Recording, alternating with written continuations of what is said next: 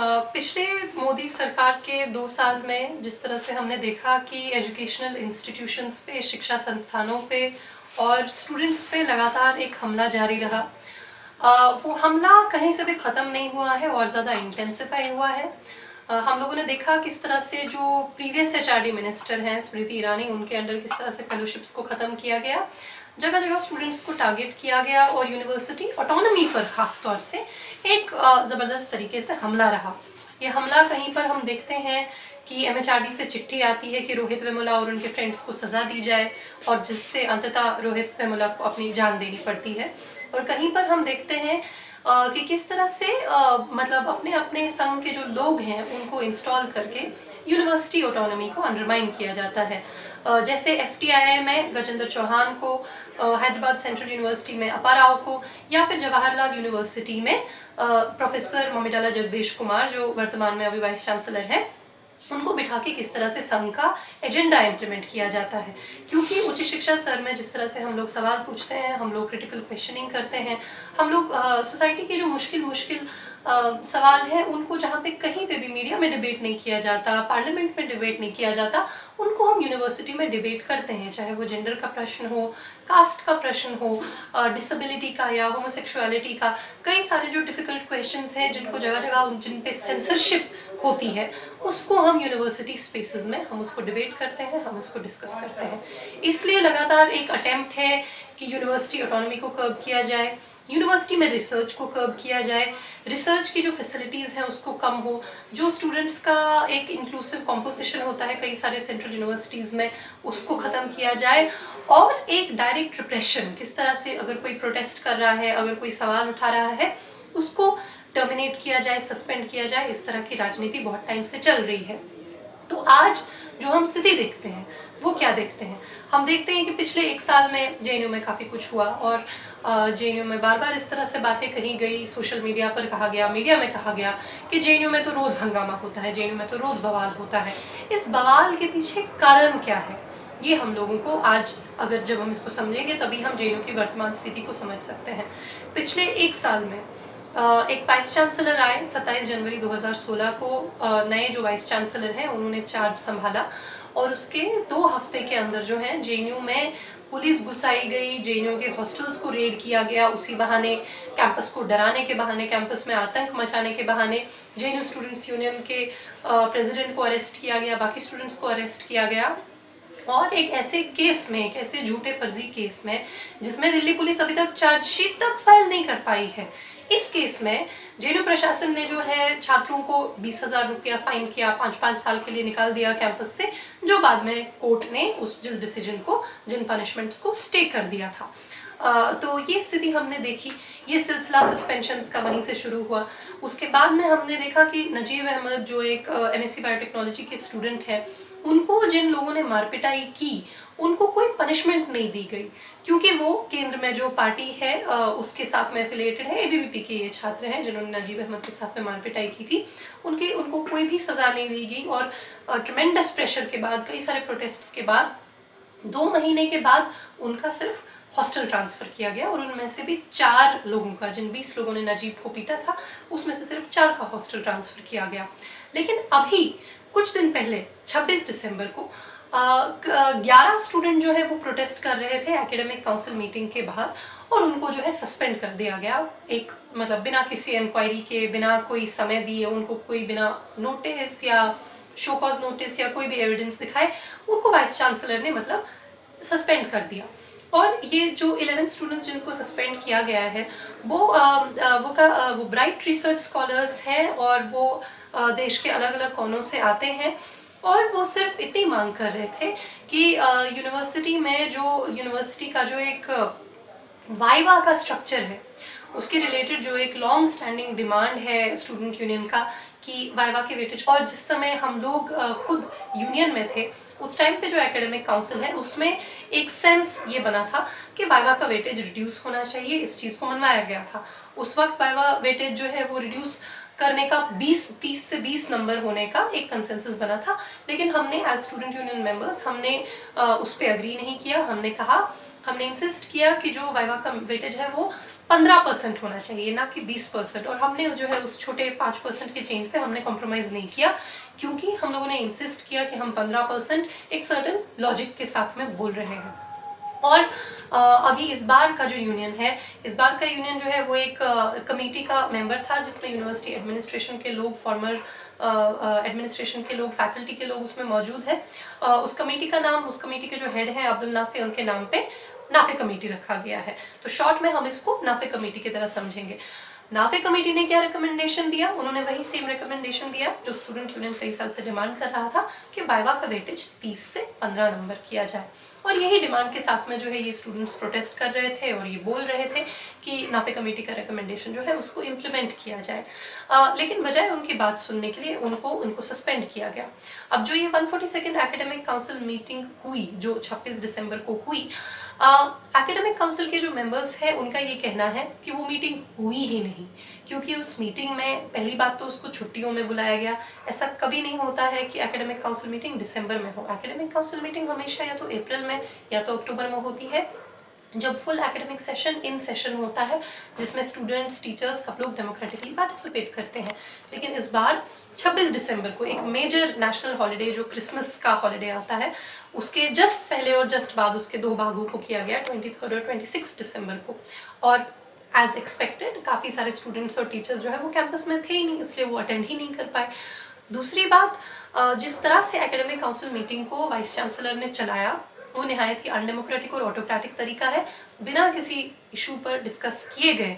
जबकि टीचर्स बोल रहे थे, मैक्सिमम सेंटर्स का ये ओपिनियन था कि वाइवा का वेटेज कम होना चाहिए, लेकिन उसको एक तो वाइवा के वेटेज को तो कम किया नहीं गया, लेकिन एक अनडेमोक्रेटिक तरीके से रैंडमली, बिना डिस्कशन के, बिना उसको मतलब डिस्कशन में लाए हुए पब्लिक स्फेयर में एक यूजीसी गजेट नोटिफिकेशन को जो है चुपचाप से स्लिप इन कर दिया गया।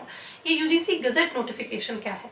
ये यूजीसी गजेट नोटिफिकेशन एक निहायत ही खतरनाक चीज़ है, जो यूनिवर्सिटी ऑटोनॉमी को बहुत उस पर हैवी कर्ब्स लगाती है, उसको बहुत बुरी तरह से जो है अंडरमाइन करती है। यूजीसी गजेट नोटिफिकेशन के 2 मेन प्रॉब्लमैटिक एरियाज हैं जिस पे मैं फोकस करूंगी। पहला ये है कि जो सुपरवाइजर है, सुपरवाइजर कितने स्टूडेंट्स को ले सकता है, वो कितने स्टूडेंट्स को नहीं ले सकता है, ये जो है यूजीसी सेंट्रली डिसाइड करता है। जबकि हम जानते हैं कि देश में बहुत कम सेंट्रल यूनिवर्सिटीज़ है, बहुत कम अच्छी यूनिवर्सिटीज़ हैं, और बहुत सारे ऐसे एरियाज़ हैं, रिसर्च एरियाज़ हैं, जिसमें सिर्फ एक आध ही प्रोफेसर पूरे देश में रिसर्च कर रहे हैं। तो अगर 5 स्टूडेंट हैं और वो उसी एरिया में रिसर्च करना चाहते हैं, तो उनके पास में अगर आप ये लिमिट कर देंगे कि सुपरवाइजर सिर्फ 2 स्टूडेंट्स को ले सकता है, तो जो बाकी 3 स्टूडेंट हैं वो कहाँ जाएंगे रिसर्च करने के लिए? सब लोग तो विदेश नहीं जा सकते हैं रिसर्च करने के लिए। ये एक बहुत ही क्रूअल मूव है यूजीसी का, बिना ये मतलब किए हुए कि आप और सेंट्रल यूनिवर्सिटीज एस्टैब्लिश करें, आप और फैकल्टी पोजीशंस क्रिएट करें, आप जो है रिसर्च फंडिंग बढ़ाएं, बिना इस सब को किए हुए जो है यूजीसी क्या करने की कोशिश कर रहा है, ये लिमिट करने की कोशिश कर रहा है कि आप कितने स्टूडेंट्स को लेंगे। जबकि हम जानते हैं कि अगर आप करेक्ट गाइडेंस देते हैं, करेक्ट एजुकेशन देते हैं, करेक्ट फैसिलिटीज़ देते हैं, तो गाइड का सिर्फ एक स्टीयरिंग रोल होता है, जिस तरह से कि जेएनयू में होता है। और बाकी सारी रिसर्च जो है रिसर्च स्कॉलर्स खुद जो है लाइब्रेरी का इस्तेमाल करके, जर्नल्स का इस्तेमाल करके करते हैं। लेकिन अब क्या हो रहा है, वो सारी फैसिलिटीज कम हो रही हैं, लाइब्रेरी फैसिलिटीज कम हो रही हैं, फंडिंग रिसर्च जर्नल्स का कम हो रहा है, रिसर्च लेबोरेटरी का फंडिंग कम हो रहा है, और साथ में ये बोला जा रहा है कि सुपरवाइजर स्टूडेंट्स को नहीं ले सकते। तो फिर मतलब what is the remedy for what is the way out for all the students who want to do research in that particular area? The second very problematic area of the UGC Gazette notification is that it prescribes a certain format for the entrance examination of universities. First of all तो वो कहता है कि written exam जो है MPhil PhD के लिए होना चाहिए। JNU is one of the very few universities जहाँ पे एक ट्रांसपेरेंट और रिटन एग्जाम का जो है एक सिस्टम ऑलरेडी इन प्लेस है। लेकिन उस सिस्टम को बजाय और डेमोक्रेटाइज करने के, वाइवा वेटेज को रिड्यूस करने के, क्या हो रहा है कि उसको और ज़्यादा जो है नॉन ट्रांसपेरेंट और ओपेक बनाया जा रहा है। ये एक बड़ा चेंज है। ये कहा जा रहा है कि जो रिटन एग्जामिनेशन है वो केवल एक क्वालिफाइंग एग्जाम होगा, यानी उसके नंबर जो है फाइनल मार्क्स में ऐड ही नहीं होंगे। और यूजीसी ये भी कह रहा है कि उसमें जो क्वालिफाइंग मार्क्स है वो 50% होगा, तो उसमें जो रिजर्व्ड कैटेगरीज है उनका सीट आप कैसे भरेंगे, उसमें SC ST PWD OBC candidates का रिलैक्सेशन कहाँ पर है, उस 50% में आपने एक ब्लैंकेट 50% सबके लिए बोल दिया। और दूसरी बात, जो रिटन कंपोनेंट होता है एग्जाम का, वो एक ऐसा कंपोनेंट होता है जिसपे आप RTI डाल सकते हैं, आप उसमें जांच करा सकते हैं कि मुझे किस क्वेश्चन के आंसर के कितने नंबर मिले। आप अपना आंसर शीट बेसिकली ले सकते हैं और आप देख सकते हैं कि कहीं आपके साथ में नाइंसाफी तो नहीं हुई है। लेकिन ऐसा तो वाइवा के साथ में नहीं होता है। वाइवा में एक तो कोई सेट क्वेश्चन पेपर नहीं होता, वाइवा की रिकॉर्डिंग नहीं होती है, वाइवा में ये पता नहीं होता है कि आपको किस लेवल की डिफिकल्टी का क्वेश्चन पूछा जा रहा है और किसी और कैंडिडेट को किस डिफिकल्ट लेवल का क्वेश्चन पूछा जा रहा है। तो इफेक्टिवली इस UGC गजट नोटिफिकेशन से क्या होगा कि जब रिटन क्वालिफाइंग हो जाएगा तो जो वाइवा वाला पार्ट है वो डिसाइसिव फैक्टर बन जाएगा, यानी वाइवा वेटेज जो है इफेक्टिवली 100% हो जाएगा। यानी कि कहाँ हम लोग मांग कर रहे थे कि 30% से 15% हो, उसकी जगह जो है 30% से एकदम 100% जो है वाइवा वेटेज हो रहा है। अब इसका सबसे ज्यादा बुरा इफेक्ट जो है वो मार्जिनलाइज तबके से आने वाले स्टूडेंट्स पे पड़ेगा। उन स्टूडेंट्स पे पड़ेगा जिनका अंग्रेजी का एक्सप्रेशन बहुत ज्यादा अच्छा नहीं है, उन स्टूडेंट्स पे पड़ेगा जो ऑटिस्टिक है या जो डिप्रेशन में है, जो खुद को ठीक से एक्सप्रेस नहीं कर पा रहे हैं किसी कारण से, या जनरली अगर कोई स्टूडेंट अगर उसका दिन खराब हो, नर्वस हो किसी वजह से, तो हाईली स्क्यूड ये जो रिजल्ट है उसको प्रोड्यूस करेगा। जो ऑलरेडी लो कॉन्फिडेंस में हो किसी भी कारण से, अपने सोशल बैकग्राउंड की वजह से, वो इस प्रोसेस में लूज आउट करेगा क्योंकि आपने एकदम 100% वाइवा वेटेज कर दिया। ये निहायत ही एक खतरनाक मतलब नोटिफिकेशन है, गजट नोटिफिकेशन है, और हमारी मांग है कि इस गजट नोटिफिकेशन को वापस किया जाए। सिर्फ इतना नहीं, जिस तरह से इस डिसीजन को लिया गया है वो भी गलत है। जिस तरह से एकेडमिक काउंसिल में JNU के वाइस चांसलर ने कोई भी डिस्कशन अलाउ नहीं किया वो एकदम गलत है, और हमारी मांग है कि जो एकेडमिक काउंसिल है उसको रिकन्वीन करना पड़ेगा। 142nd एकेडमिक काउंसिल जो है JNU का, उसको दोबारा से करना पड़ेगा। हमारी ये भी मांग है कि ये जो सभी स्टूडेंट्स हैं, ये 11 स्टूडेंट्स जो हैं जिनको सस्पेंड किया गया है, उनको तुरंत उनको जो है रजिस्ट्रेशन के लिए अलाउ किया जाए अनकंडीशनली, बिना किसी शर्त शराइत के, बिना उनसे कोई अंडरटेकिंग लिखवाए उनको तुरंत रजिस्ट्रेशन करने दिया जाए, क्योंकि ये चीज हम बर्दाश्त नहीं कर सकते हैं। JNU में रजिस्ट्रेशन चल रहा है, 1 हफ्ता बचा है रजिस्ट्रेशन का। हम उम्मीद करते हैं कि वाइस चांसलर इस डिमांड को सीरियसली लेते हुए ये इंश्योर करेंगे कि ये जो 11 रिसर्च स्कॉलर्स हैं, जो इतने ब्राइट रिसर्च स्कॉलर्स हैं, देश के अलग अलग कोनों से आए हैं, उनको सिर्फ इसलिए बाहर ना जाना पड़े यूनिवर्सिटी से कि उन्होंने चंद सवाल पूछे। और जो टीचर्स पर जिस तरह से दमन चल रहा है, टीचर्स पर जिस तरह से नोटिस पे नोटिस, मतलब ये काफ़ी शर्मनाक बात है कि प्रोफेसर निवेदिता मेनन जैसे प्रोफेसर जो इतने हाईली रिनाउंड है, जिनका पूरी दुनिया में नाम है, फेमिनिस्ट थिंकिंग में जो एक अपना मार्क बना चुके हैं, उनको टारगेट किया जा रहा है यूनिवर्सिटी एडमिनिस्ट्रेशन के द्वारा। उन पर नोटिस पे नोटिस भेजा जा रहा है सिर्फ इसलिए क्योंकि उन्होंने सस्पेंडेड स्टूडेंट्स के फेवर में अपनी बात रखी। This is a criminalization of dissent, this is a criminalization of free speech and it cannot be tolerated in this university. हमारा ये मांग है कि नाफे कमेटी के रिकमेंडेशन को इम्प्लीमेंट करते हुए जो यूनिवर्सिटी की अपनी कमेटी है, यूनिवर्सिटी की कॉन्स्टिट्यूट की हुई कमेटी है, उसको रिकमेंड करते हुए जो है वाइवा के नंबर को घटाया जाए। इसके साथ साथ जो सोशल जस्टिस का एजेंडा है उसको हम लोग किस तरह से आगे ले जाएं, इस पर यूनिवर्सिटी एडमिनिस्ट्रेशन को बात करनी पड़ेगी। हम देखते हैं JNU में जो फैकल्टी पोस्ट है उसमें रिजर्वेशन पूरा नहीं होता है, जितने फिजिकली चैलेंज, जितने OBC SC ST कैंडिडेट्स होने चाहिए उतने नहीं आते हैं। उसको रिव्यू और रेमेडी करने के लिए, और JNU में जो स्टूडेंट्स हैं उन पे जो एजुकेशनली बैकवर्ड माइनॉरिटीज़ हैं वो सिर्फ एक आध सेंटर में ही आ पाते हैं, बाकी सेंटर्स में जो है हाईली अंडर रिप्रेजेंटेटेड है माइनॉरिटीज़।